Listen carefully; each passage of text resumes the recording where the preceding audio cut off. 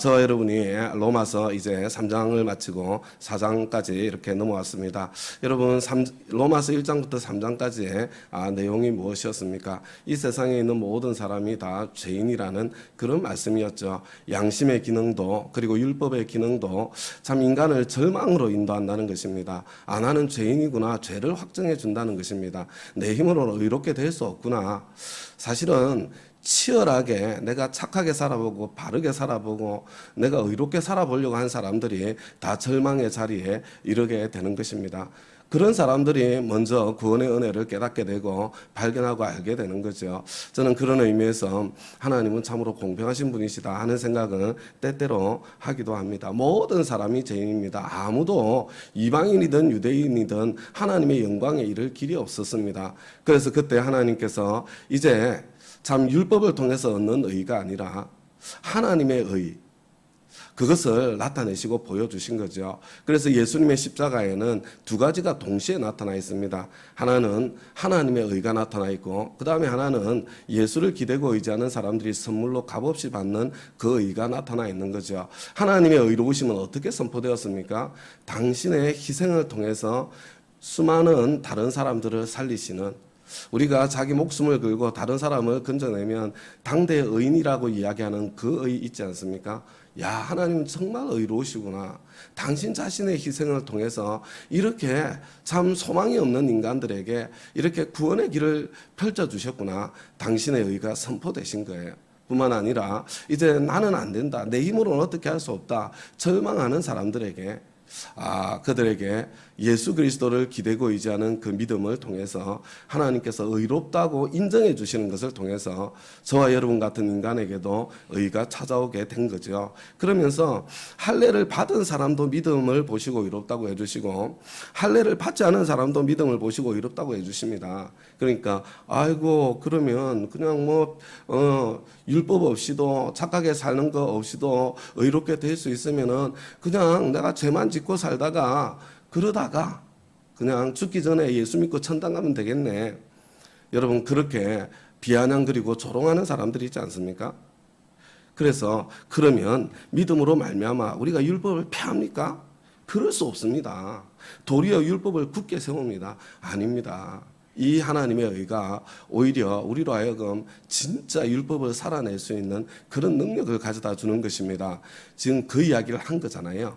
그래서 지금까지 이 이야기를 하고 난 뒤에 뒷부분은 이걸 증명해 나가는 거예요. 그런데 첫 번째로 증명하는 게 뭐냐면 정말로 율법과 관계없는 하나님의 의가 있느냐, 믿음으로 의롭게 된다는 것이 무엇이냐, 그것을 구약 성경을 통해서 특별히 우리가 믿음의 조상이라고 부르는 참 이스라엘 백성들이 자기들의 아버지라고 부르는 그 아브라함을 통해서 지금 이야기를 하고 있는 거예요. 그러면 육신상으로 우리의 조상인 아브라함이 무엇을 얻었다고 말할 수 있습니까? 아브라함이 정말로 행위로 의롭게 되었습니까? 그러면 아브라함이 자기가 의롭게 된 걸 자랑할 수 있었을 것입니다. 근데 사실은 이제 우리 과거에 하나님의 열심이라는, 혹시 우리 세대는, 저와 비슷한 세대는 다 읽었잖아요. 안 읽어보셨으면 한번 읽어보시기 바랍니다. 아브라함이 대단한 사람이 아니라 하나님의 열심이 아브라함을 아브라함 되게 했다는 그런 내용이죠. 그 시대에 그런 책을 쓰시는 분이 있다는 게 참 놀랍고 감사한 일이죠. 그죠? 그런데 아무튼 아브라함이 행위로 어렵게 되었다면, 자기 힘으로 그렇게 되었다면 아마 자랑할 것이 있었을 것입니다. 그러나 아브라함은 자랑할 것이 없습니다. 그러면서 여기 붙어 있는 거 있죠. 성경이 무엇이라고 말합니까? 2. 아브라함이 하나님을 믿으니. 3. 하나님께서 그를 의롭다고 여기셨다 하였습니다. 이렇게 되어 있잖아요. 여러분, 이렇게 되어 있을 때는 눌러보거나 찾아가 보는 게 좋다고 그랬잖아요. 창세기 15장으로 넘어갑니다. 창세기 15장에 하나님께서 아브라함과 언약을 세우시는 장면이 나오고요.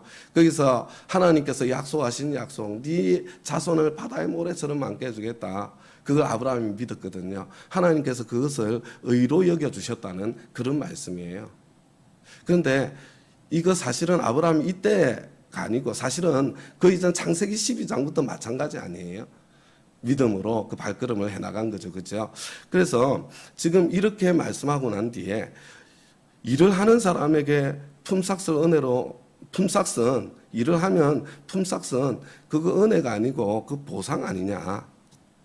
그런데 경건하지 못한 사람을 그런 어떤 참 행위를 통해서 의롭지 못하는 아직 그 수준이 되지 않는 사람을 믿는 사람은 아무 공로가 없어도 그 믿음이 의롭다고 인정을 받는다. 아브라함을 통해서 이제 선언하는 거죠.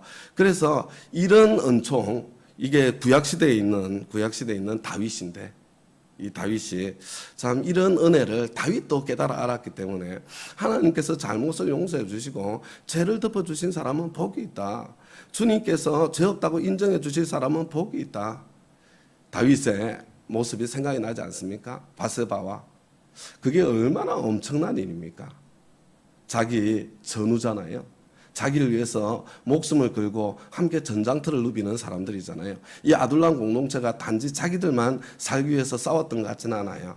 하나님의 나라를 세워나가는 그런 어떤 참 그 고상한 뜻을 함께 어쩌면 나누어 가졌을 그런 우리아 아닙니까?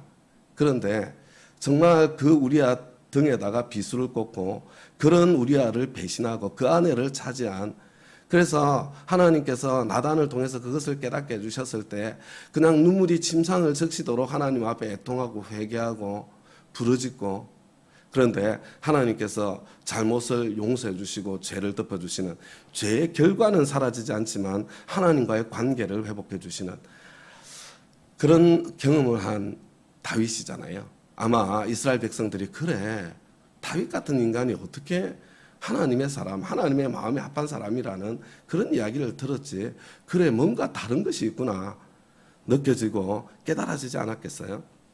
그러면서 이제 진짜로 말하고 싶은 걸 이야기하는, 그러면 이런 복은 할례를 받은 사람에게만 내리는 것입니까? 이렇게 물어보는 거예요. 사실은 여기에서 보면요, 아브라함 때는 율법조차도 없었어요. 아브라함에게 율법이 있었습니까? 율법이 없었죠. 율법은 한참 후에 모세 때 주어진 거잖아요. 그렇지만 이 할례, 아브라함 때부터 내려오는 할례, 율법의 상징이자 대표. 그러면 이러한 복은 할례를 받은 사람에게만 내리는 것입니까?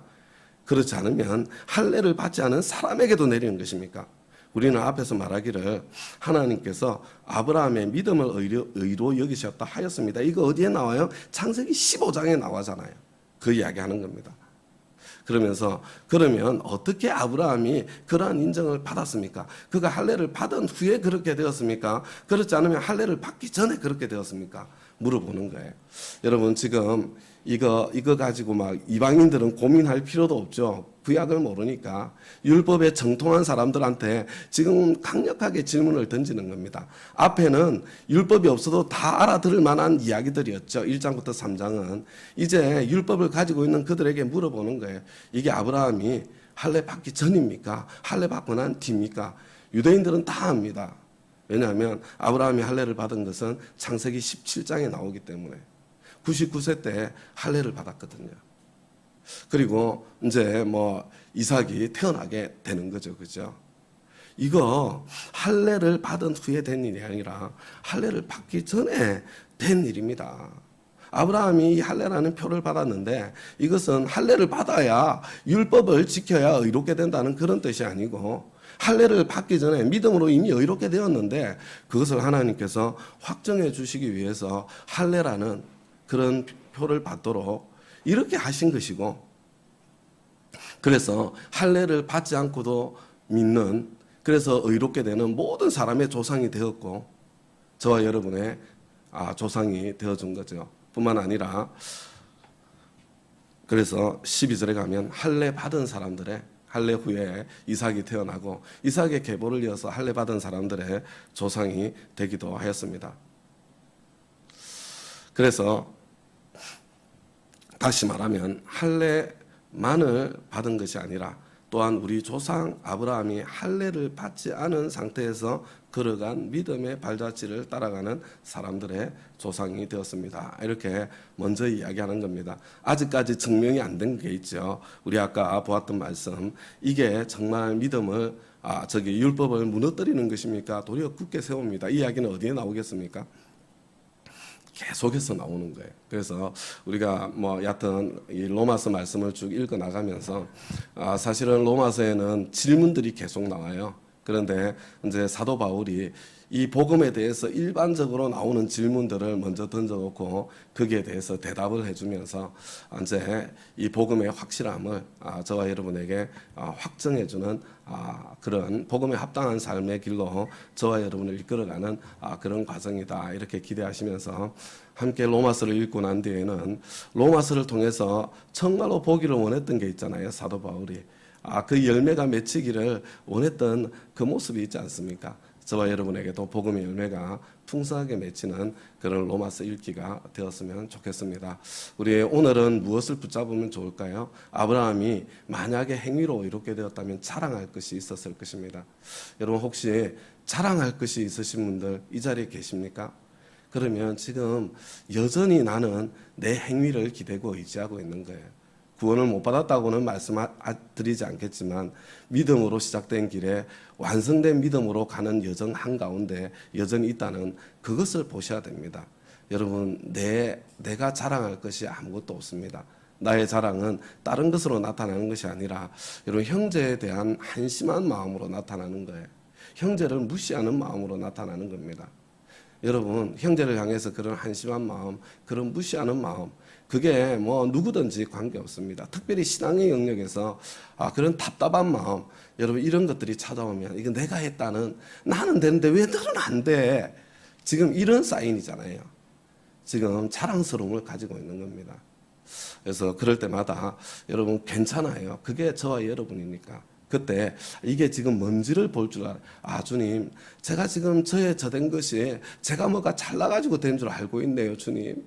왜 이렇게 저는 지독하게 저를 이렇게 참 저 자신을 제대로 알지 못하고 교만한 자리에 있는지 모르겠습니다. 내가 받지 않은 것이 없는데 마치 받지 않은 것처럼 자랑하고 있습니다. 좀 하나님 앞에 회개하시고 참 하나님 앞에 더 겸손한 마음으로, 우리 성장의 목표가 예수 그리스도잖아요. 어떤 연약하고 부족한 사람이라고 하더라도 쉼을 주고 그를 이렇게 품을 수 있는 그 사람으로까지 자라가는 게 우리의 신앙의 목표점이지 않습니까? 우리 교회가 정말 교회가 되려면 교회는 보혈의 생수와 강물처럼 흘러야 거기가 이 교회인데, 이 보혈이 강물처럼 흐른다는 게 뭐냐면요, 어떤 죄인이 와도 정죄받지 않고 그가 품어지고 그 가운데 그 사람이 이렇게 그 사람 가운데 변하고 바뀔 수 있는 그 능력, 이게 보혈이 흐르는 겁니다. 너는 이렇게 아직까지 그러면서 어떻게 교회를 다녀? 이거는 보혈이 흐르는 게 아니고요, 바리새의 그 몽둥이가 흐르고 있는 그런 교회인 거죠. 우리 교회가 정말 아둘람 참 공동체 같은 그런 공동체가 되기를 바라고, 우리 교회는 정말 복음의 그 진수 앞에, 진리 앞에 자랑할 것이 없는 사람들이 그냥 그저 은혜에 감사하면서 사람들을 품고 함께 세워나가는 그런 은혜의 자리가 되기를 우리 주님의 이름으로 부탁드립니다. 말씀의 응답에서 잠깐 기도하고